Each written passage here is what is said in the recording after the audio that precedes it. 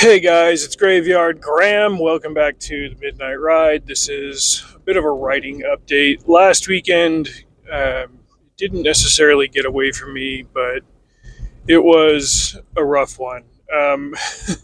So when we bought this house, we knew that it used to be a rental. And the thing about rentals is that nobody takes care of them.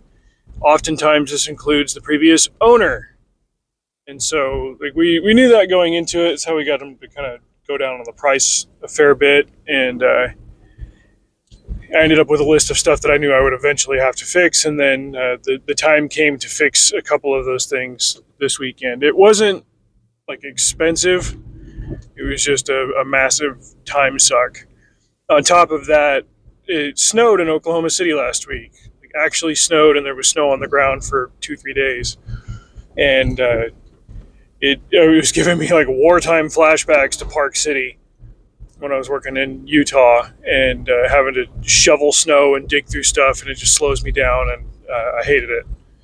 So come Friday night, instead of getting several hours of productive writing time, it was a lot of like me staring at the computer and trying to force myself to open up the word processor and do something productive. And for the most part, I did not. I did write a review of The Dinosaur Hunter by Homer Hickam. I'm going to do a review of that on the main channel. But I didn't get any writing done Friday night like I wanted to on the main book. I just had too much swimming around in my head. And then come Saturday morning, my toilet broke. The wax ring gave up the ghost. They just do that over time, and this house is older than I am.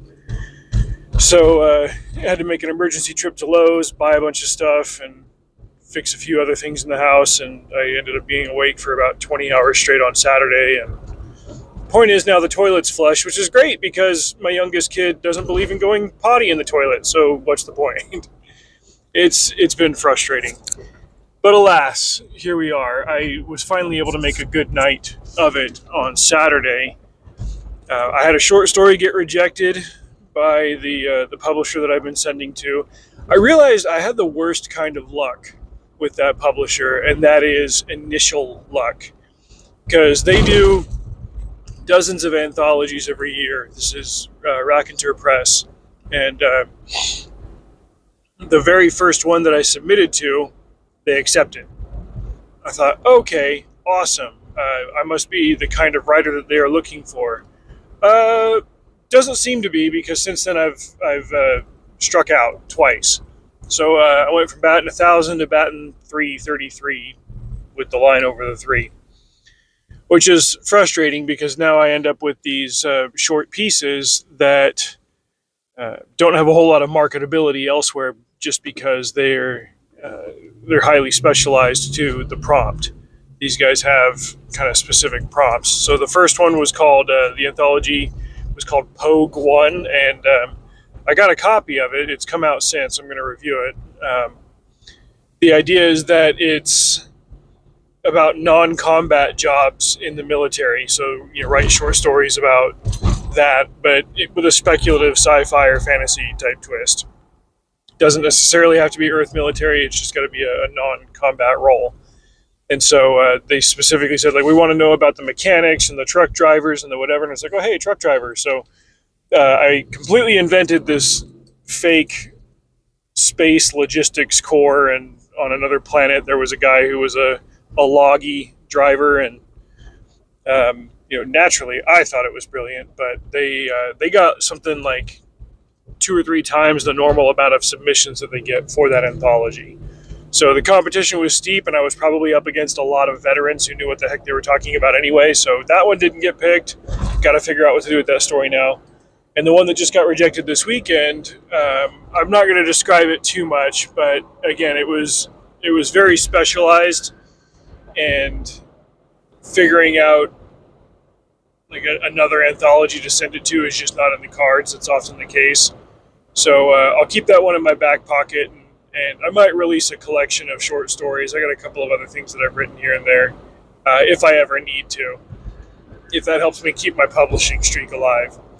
But the book that I'm working on right now, I've also got it going with Raconteur Press in mind. It's the kind of thing that I enjoy writing, and it's the kind of thing that I would have wanted to read as a kid.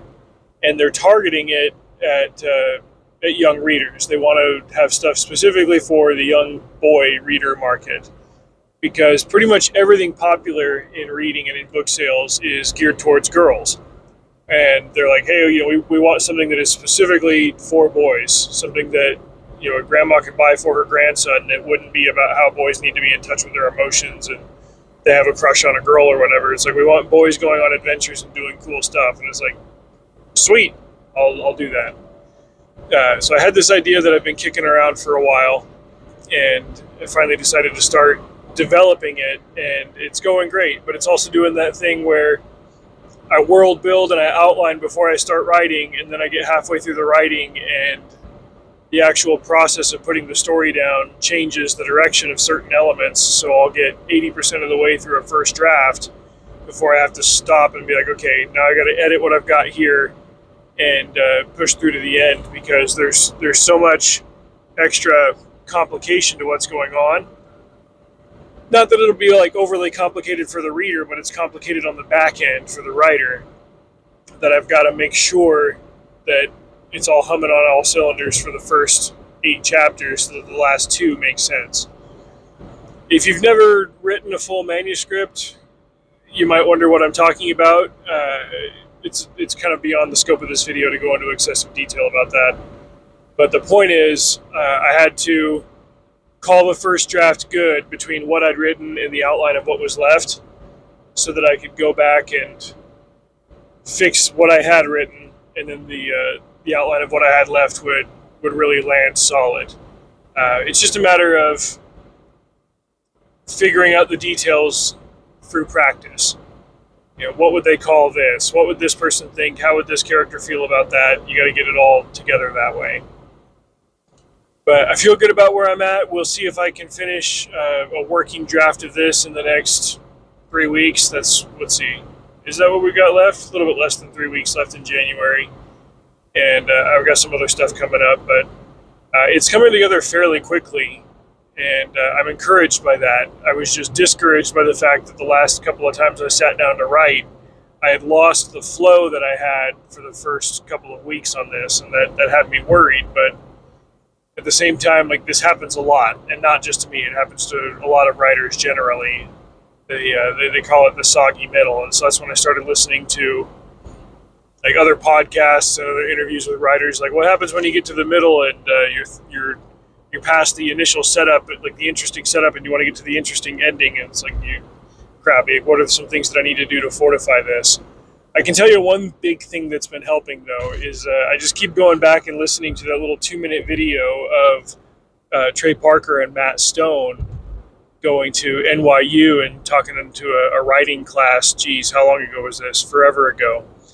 They talk about the principle of because and therefore versus and then.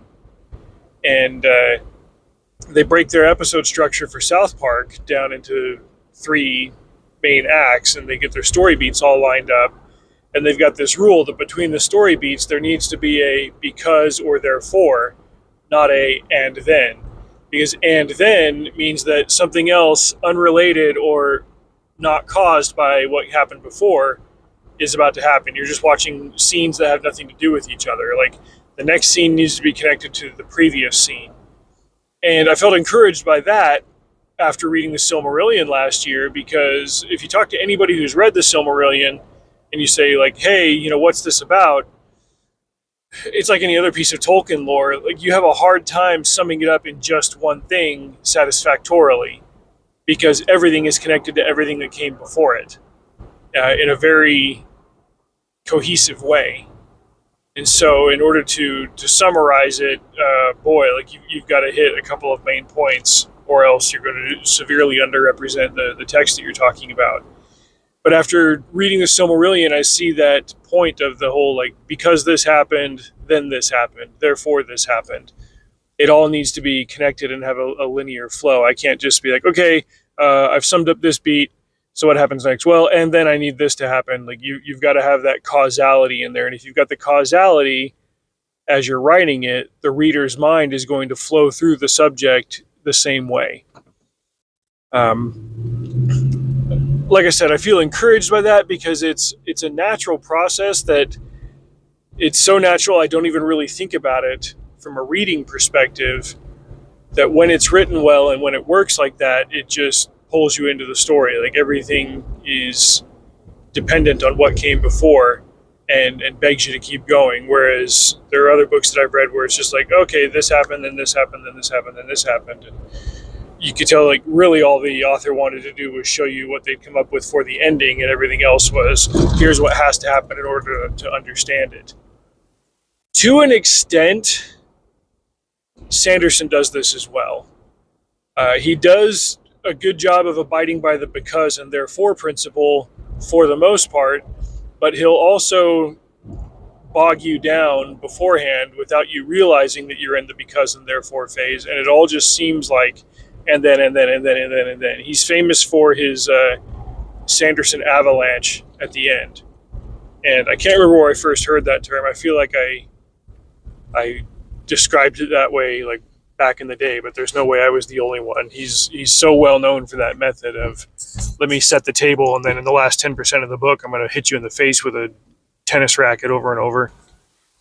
I feel like that worked for him for the first 10 years of his publishing career, but as far as my reading goes, it's kind of working against him now. Like, I don't want to watch 100 scenes of and then just to get to the end. Like, I want to read a different kind of story. So anyway, that's my writing update. I'm glad I've been doing these videos on the Midnight Ride instead of the main channel. Like I said, I'm going to do my review of Dinosaur Hunter next, and got some other books to read this week. I picked up an indie book that's about Amelia Earhart. We'll see if that's good. I should finish that today. It's officially Monday now, and go from there. Anyway, drive safe. See you out there.